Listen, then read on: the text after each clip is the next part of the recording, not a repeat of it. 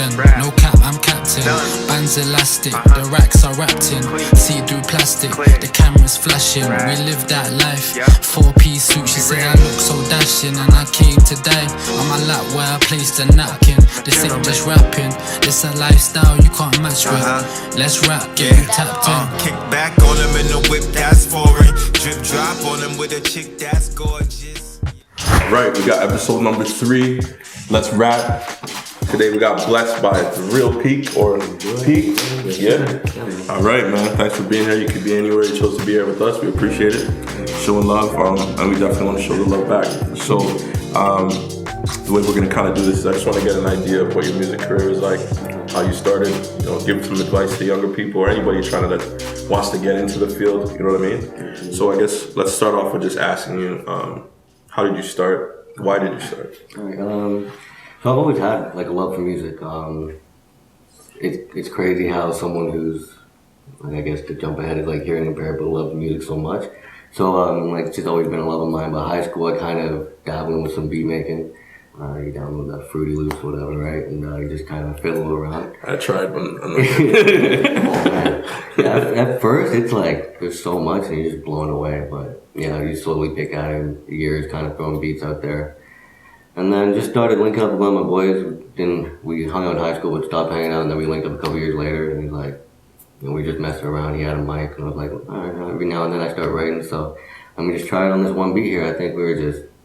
One day we just like gone out of our minds, just having fun with it. So I went on and did it, laid it out, and then he finished. He just got up and he's like, "Dude, that was amazing. Right, we gotta do some more." So I'm like, "All right." I mean, you know, I wasn't really thinking about it, but let's do it, right? So, you know, one at a time. We made a couple tracks together, and we initially came out as together, right, as like a little group or whatever. But he was still trying to figure out his sound, his craft and whatnot, and I was kind of confident where I was at already. So he's kind of like. Gave me the green light to start doing some single stuff, and you know he's helping out along the way. You know, like not going anywhere. It's just he prefer me doing my shit, right? So started doing that up in 2016. Dropped my first song as a solo, and kind of got a good reaction from the peers, from people around me, and just keep going and going. I think around September 2016, that's when I started doing my first shows. My friend Jadon, he's from up north, but he linked me up. He linked me up and he was like, "Hey man, I'm doing some shows, some Barrie, Newmarket, whatnot." So I'm like, "Yeah, let's do it up. I need some exposure. I need to get some practice. Never been on stage, and I mean, the only time I was on stage in high school was singing some songs, but it's not a real experience." So you know, that was a lot of fun. A lot of personal growth came from it because you know it is what it is. When you start out in music and you go to do your first show, it is what it is. There's not many people there. You know what I mean? Absolutely. It's just. You're really getting the feel for the stage as is and how your performance and your presence is, so that's what it was. And so, because I knew that with shows, in order to get a good response and good reaction and a good turnout, you have to be somewhat popping in the way. So that's when I decided, it's like, okay, I can keep doing shows, but you know, if it's minimal people, kind of the same people, it's not really going anywhere. So I just need to focus on the craft, focus on the social media side of things and just connecting with people and building relationships, because a lot of people come into this and their mentality is like, I'm gonna do it myself, don't really need anybody, you know what I mean? If I'm good, it'll show itself, and it's not really how it works. You can be the best person in the world, but you're not gonna get anywhere if you don't have any help. Absolutely. That's the reality of things. So absolutely. Sorry, go ahead. Yeah, just building up things and building up connection with people, and whether it be from the States or from places in Ontario or some places in BC, whatever it may be. You know, just 1, 2, and building that bond to when, you know, they start dropping music, you kind of let people know, and vice versa, and you kind of build those relationships, and that's what it's really been. And at some point in 2017, I want to say, just started like applying for grants and whatnot. So, ended up getting accepted for one, so I got a few grand to kind of get things started up with recording and proper studio, get some camera work, and get a new laptop and whatnot. Because I be editing my own videos, and so if you got a crappy laptop, it's not going to do anything. So, you ever been trying to edit and it's just lagging? So, so I just been practicing that, and it's hard to like focus on one area of things when you're doing everything, but I'd rather do it the way I'm doing it now, because whatever it may be, if someone needs help or if we need a collab, there's no real limitation, because I can generally say, I can do it, you know, and if I need help, then generally need help. So just been putting out music consistently like that. So ever since, got a few tracks out there that I've been able to break out in some ways. Some got a few thousand, some near 15,000. Just slowly but surely building up, and just kind of in the place I'm at now. Right? And I was gonna ask you, just touching on, you said it earlier about being hearing impaired. Sorry, I just talk to that, like, what that's like in the world that you're in. Yeah, for sure. So like when I was born, I was fine, right?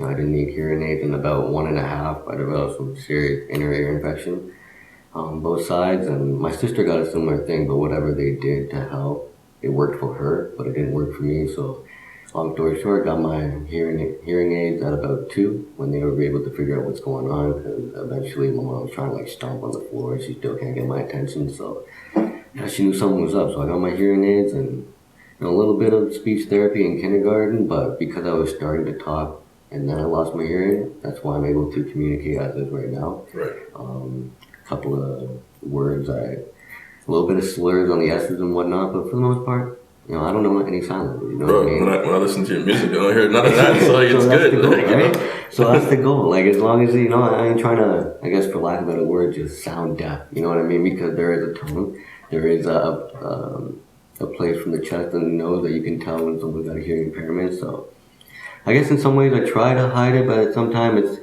it's also ways for me to embrace it, because no matter how hard I try, I'm always going to have a different sound because of it. So I've learned to embrace it, accept it the way it is. And like you said, it's hard to really know. Unless I say something, like, you're not going to know I'm deaf. You know what I mean? I would consider it your superpower, you know what I'm saying? Bro, like, sick, you know what I mean? Yeah, I mean, it's a lot of perks, man. It's like, for example, it's like I can control what I hear. If like I go on the bus and there's a crying baby, I turn off the hearing aid because I ain't trying to hear it. Yeah, exactly. If someone's yelling at me, I turn off my hearing aid because I ain't trying to hear it. It's just, it's whatever it is. So I got my perk. You want to have a good sleep, you take out the hearing aids and you got a quiet room. You know what I mean? Yeah. So, I've learned to, there was times in my life where you go through it as a kid, you're like, why me, all that crap, but I love it. Like, I wouldn't have it any other way, because like I said, I can control what I hear, right? So absolutely. The only thing I gotta watch is hitting up water, but I ain't jumping into any pools anytime soon, right? Right. It's no biggie, so.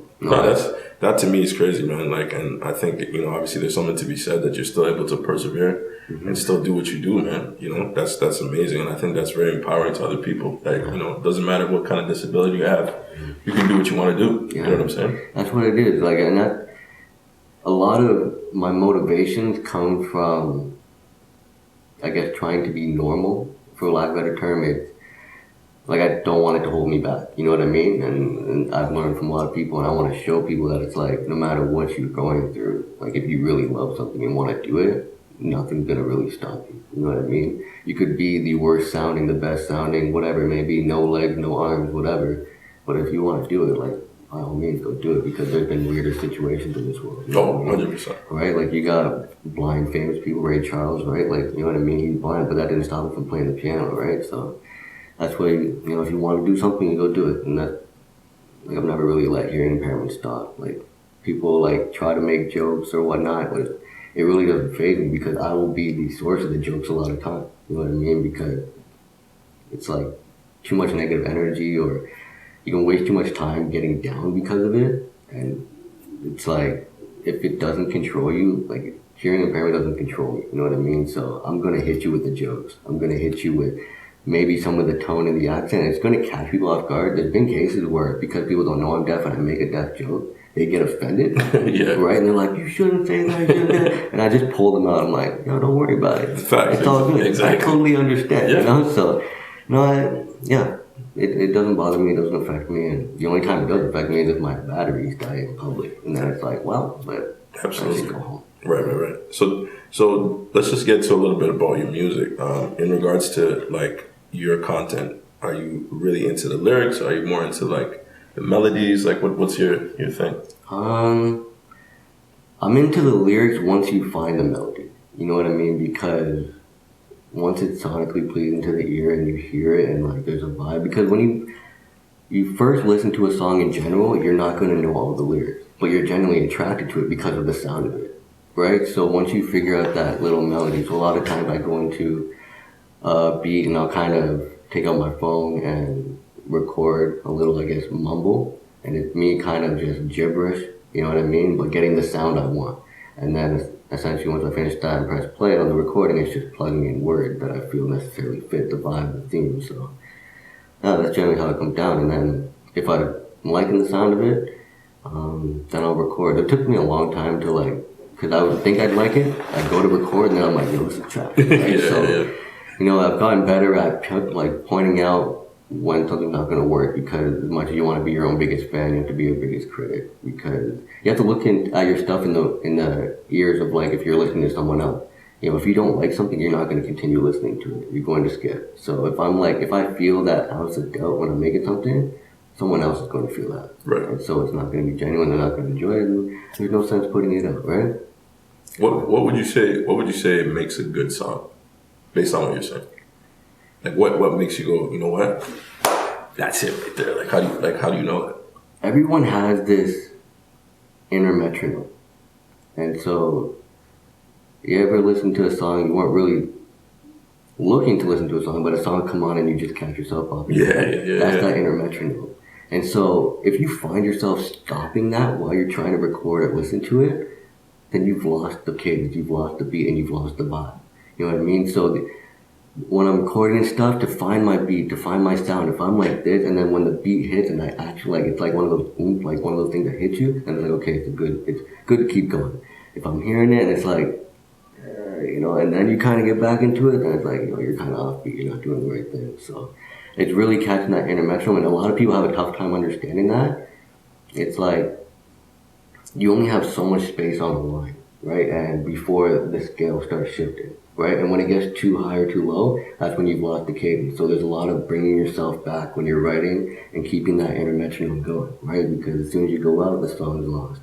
And that's kind of where I generally go off of, right? And I'm starting to realize that as I'm writing, and it's like, I go into the next part, I write it, and I lose it. I was like, no, I gotta rewrite something, I gotta delete this. And I have no problem deleting anything, because you're just trying to make the best track at the end of the day. Absolutely. Right? So people are so stuck on the things they write, but it's like, bro, you know what I mean? If it's trash, no one's gonna hear it anyway. That's a fact. Right? That's a fact. So change it. If you're not feeling it, if you feel that little bit of doubt, like that cliche saying, like, when in doubt, throw it out. Right. That's exactly what you need to do.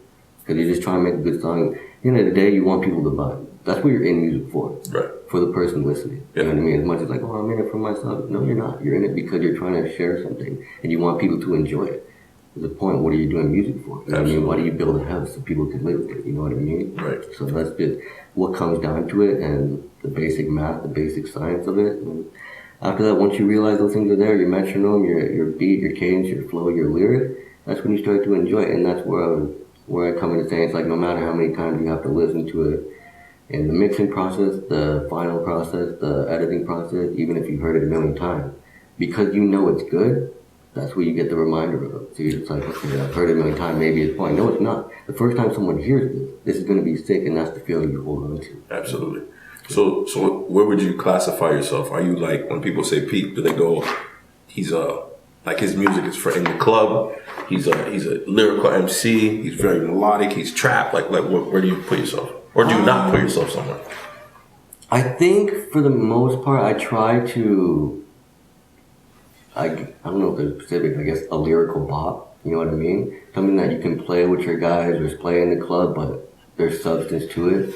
And so it's a hard line to tread when you're trying to do both. And so that's why a lot of my songs don't get the approval from me, because I'm trying to find that. But there's also times where I'm in that R&B pocket, singing more. Been starting to do that more because that's always something I love to do. And so I'm trying to incorporate that. And so yeah, the lyrical pop in a way, lyrical hip hop pop, that kind of stuff.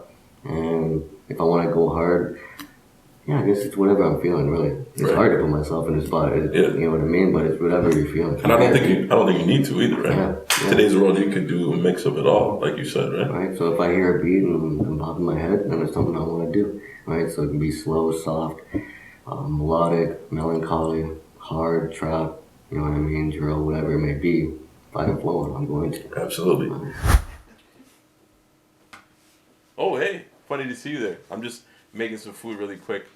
Today's episode is brought to you by Fat Guys TV. Go check us out at Fat Guys TV at Instagram. And also, we want to let you know that if you want to check the website, go to nocturnalradio.com and then click on the logo for Fat Guys TV.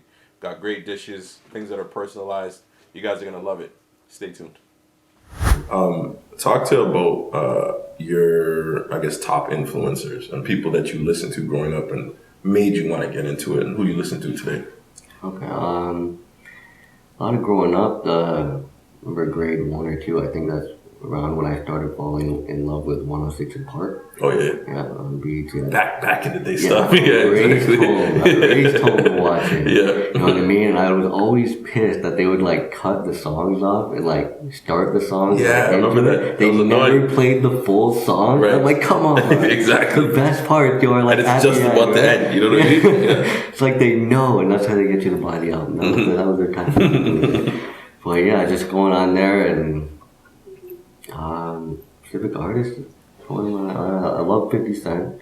When he came out, Get Rich or Die Trying, was crazy. G-Unit, man. yeah. A lot of that, a little bit of Snoop, a little bit of M, a little bit of Nelly. Yeah, it always changed. That's like my early influences, and then I started getting older, and then kind of hopped out of rap and hip hop for a bit, just kind of focusing on my own stuff. There was a lot of stuff going on, but high school I kind of get back into it, and a lot of my influence, A$AP Rocky, Mac Miller, Meek Mill. Mac is nice, man. R.I.P. Mac is nice, Yeah, bro. no, man, that I love still, Mac, bro. still kills me, man. I remember being at work and finding it. I was like, yo, I need to take a break. I can't even work right now. Mac was nice, man. Right? Yeah. So, and he was cool with everybody. That's the thing. Not a lot of artists are cool with everybody for the most part, right? A little bit of him, a little bit of Wiz, a little bit of MGK, a little bit of Schoolboy Q, a little bit of Kendrick, a little bit of 2 Chainz, everything. Yeah, it's a lot of influences because I may not like everyone's catalog, but there's always, if you name me an artist, there's probably a song that I do really enjoy by them because I listen to everyone. So, yeah, those are my main influences for sure. And then kind of took over the years. Now I'm liking the newer kind of guys. I'm liking NBA, Youngboy. I'm liking those Uzi. I'm liking those guys. Because, like I said, there's always going to be, like NBA Youngboy, he's so, like, every album will have 1 or 2 really good cuts that are like, yo, you was on some shit. Yeah. But then the rest is kind of whatever. But I allow it because he has those 1 or 2 cuts that are crazy. So I enjoy NBA a lot. Uzi, a little bit of Eminem. I don't even know how to say the guy's name. Mm-hmm. But, a little bit of that. So, I'm trying to dabble everywhere. Just trying to keep things fresh and see if I hear things or whatnot that I know I can incorporate with my own sound. Not necessarily replicate, but just it's like, oh, okay, I'm able to reach that range of things. Let's see if I can do it. So I was gonna ask you, just talking obviously to working with people, etc. What type of producers do you like working with, and what type of artists do you like working with? Like if you're gonna make songs and collab and stuff like that. Producers, there's no specific ones that I really like it. It's always a new producer, whether it be from YouTube or someone sending me something. There's a site that I go on a lot, Gija.com. I've been going on them since I started, right? So, they always got some good beats. Artists that I link up with, I guess one that I know can compete, I guess. Yeah. The sound, I guess. Have a little competition, A why not? Yeah. little bit of cockiness, a little bit of both, but it's like, ones that can compete. Or if I can find a sound or a beat that I know can get you in your bag, then, because I'm able to adapt to a lot of people with certain different styles and flows and whatnot, so I'm not too worried about what I can do. It's about like who I'm gonna flow with. So I'd rather make a song knowing what they sound like and then send it to them, because I know like once they hear it, it's like, okay, I can go on it, because it's like I know you can. That's the reason why I made it, right? So yeah, just ones that I know compete with me. There are some artists that I like Sticky Jack. I shout out to him, Joey Brick. Shout out Buddha Boy. A lot of my homeboys now. It's like it started out like, hey, let's connect, and then we've just become boys through it because it's been so long now. Right. It's like we're all in-house in a way. But now I'm like always really trying to spread out and just really trying to connect with whoever. You know what I mean? Drop the track, and some people want to do a remix. I'm like, well, send the stuff over, do your thing. Right. At the end of the day, I'm not trying to hide nothing. I'm trying to be like, don't touch my stuff. Right. Not no secret recipe. We're just trying to make good music for people to listen to at the end of the day. Yeah. Stuff that I can go back onto in a few years and still enjoy. Absolutely. You know what I mean? I don't want to be 10 years down the line or something and listen to it and be like, what the hell was I doing? Right. Just to put something out, right? Right. Here's a question. if you're in the booth, right, and like you said, you're cooking up, and everything's looking good, and you're with somebody doing the collab, and you see somebody else wrote their lyrics for them, how do you feel about that? This is a big debate with people, you know. If someone wrote the lyric, I'm okay if the person who wrote it is okay. If they come to the thing, it's like, hey, I've got this sound, you might be able to like write it type thing, and whatever. It is what it is. Like I said, we're just trying to make good music. I'm not necessarily gonna be like, oh, you goddamn ghostwriter, get out of here, you ain't real. Yeah. Like, everybody in some form has helped someone out. You know what I mean? Like, I'm not like saying that people write for me, but there's been times like throughout the career, it's like 1 or 2 lines. It's like, hey, you might have an idea of what could like work for this in terms of an idea or something.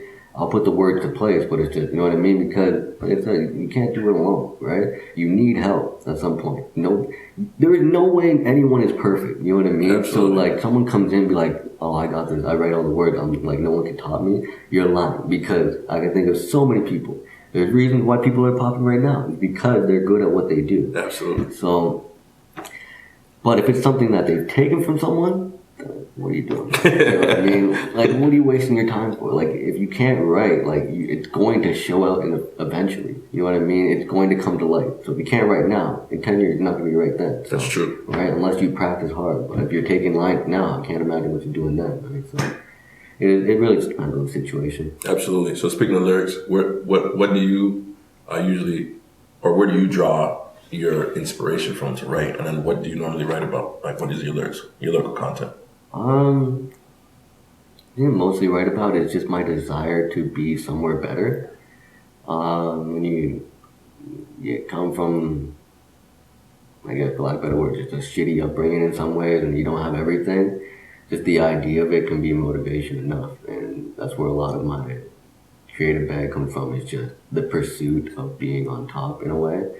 So, and in the process of that, it's like bigging myself up as well. It's like selling the character in a way.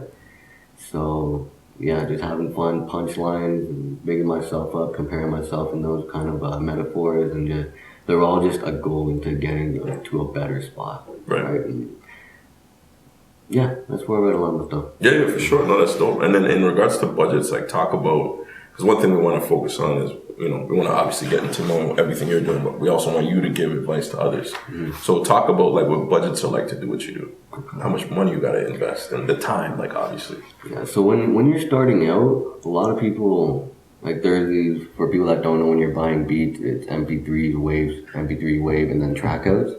And a lot of people, when they start out, feel they need to get a track because it's like, oh, well, what if my song blows up? And it's like, well, if it blows up, then get the lease for it. You know what I mean? Right now, you're just trying to make songs, so focus on those MP3s because there's, I guess, some slight differences in terms of quality, but right now, you're just trying to make songs and match your craft.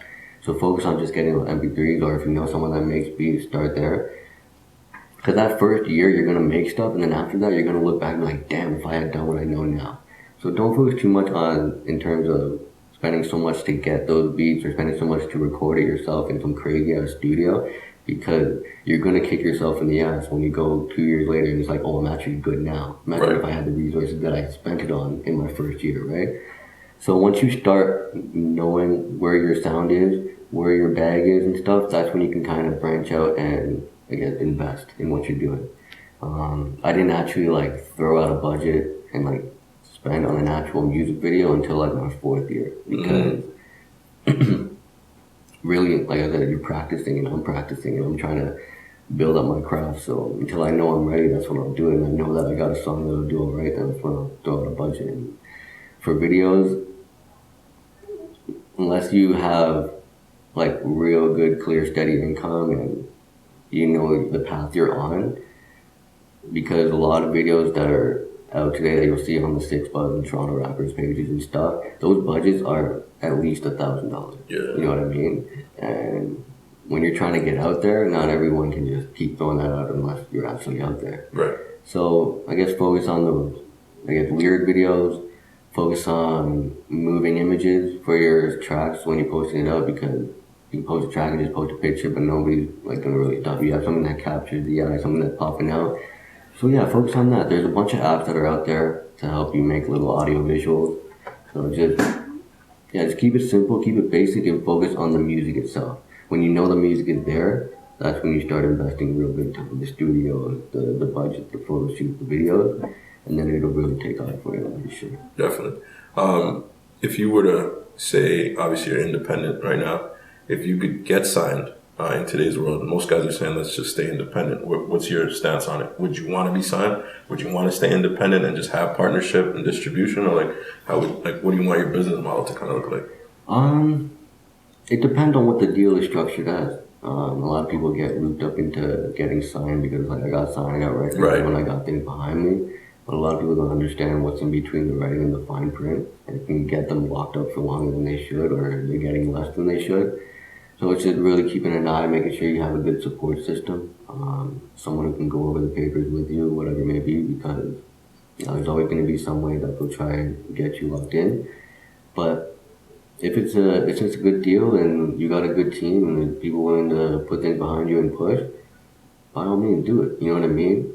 Because a lot of those artists that get wrapped up in those, 360 deals and those deals that are bad are the ones where you know they're not going to be around necessarily in the next 2 years. Right. And so that's why those labels do that, because they're going to milk out what they can now because of the clout and what you have and what you bring in terms of presence. And once that presence dies down, right, we've seen it with a lot of artists, and I guess one top of my head, I don't want to drag it, but for example, Famous Dex, you know what I mean? Yeah. He popped really hard, especially with Cole Bennett first starting, right?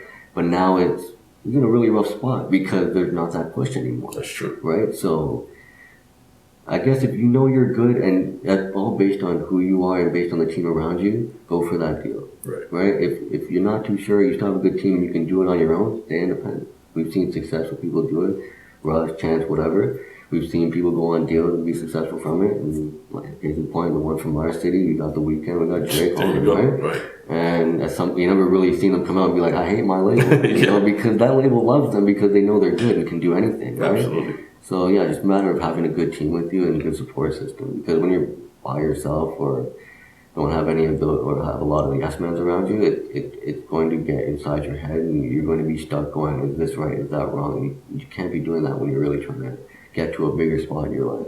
Definitely. And just in regards to your top, run through your top 3 songs that you've done and where you're at, songs people should listen to that you really like, that you vibe with, you know? Yeah, the one that just dropped a couple weeks ago, Swish. Swish, go check that out. Yeah, Swish on everywhere, Spotify, iTunes, YouTube, all that stuff. Just search up Peake, P-E-A-K-E. There might be some other ones out there like Coach This or whatever weird Peaks, but that ain't me. Find the right one, right? Listen to the Swish, listen to Incredible, and then check out the tape Manja. So the Manja Incredible dropped last week. Manja means eating Italian. I'm Italian, and that's basically when I went to my Italian grandparents' place. You open the door, and the first thing is, hey, Manja, because they want you to eat. They want you to get big.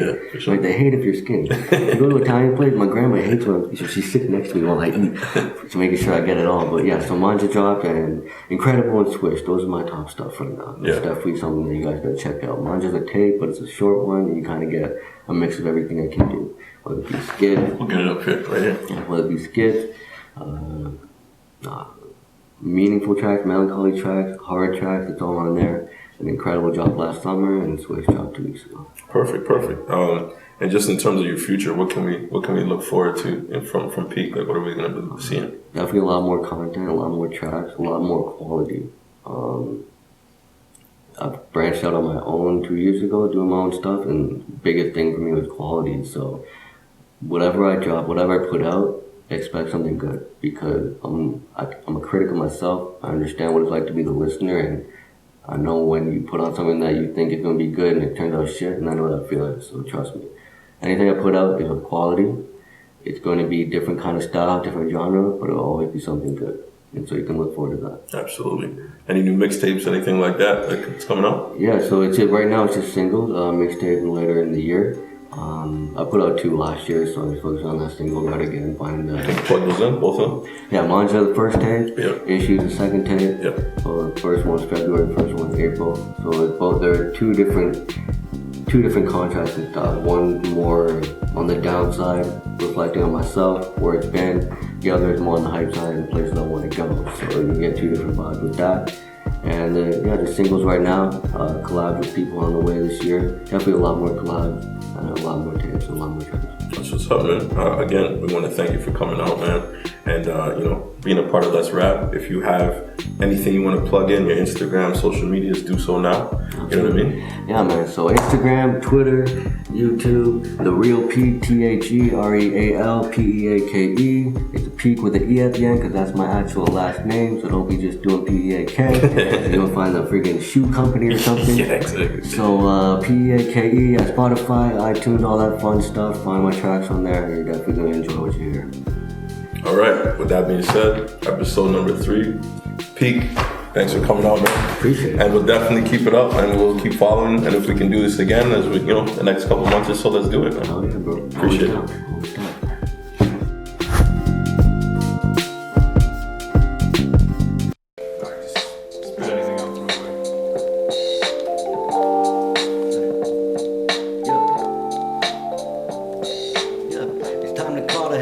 Remind them all I made it. Imagine their faces when they see how I've been misbehaving. On my real one now, all my singles unbelievable. It's inconceivable. If you don't know my work, you need to go. Cause I've been in my strands, working in my lane. Y'all gon' see my pain, y'all gon' see my veins pouring like a drain. Been here full time, been to blow foul, been to blow mine. Pay them no mind, tryna flow. I'll be so high, hit them then I laugh. Beat them bad, bitches beat it fast. But I love it, got a trace that a demon had.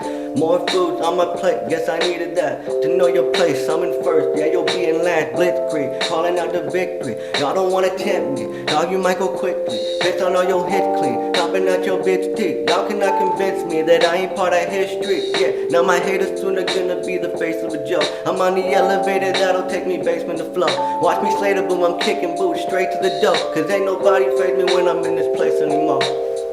Hey.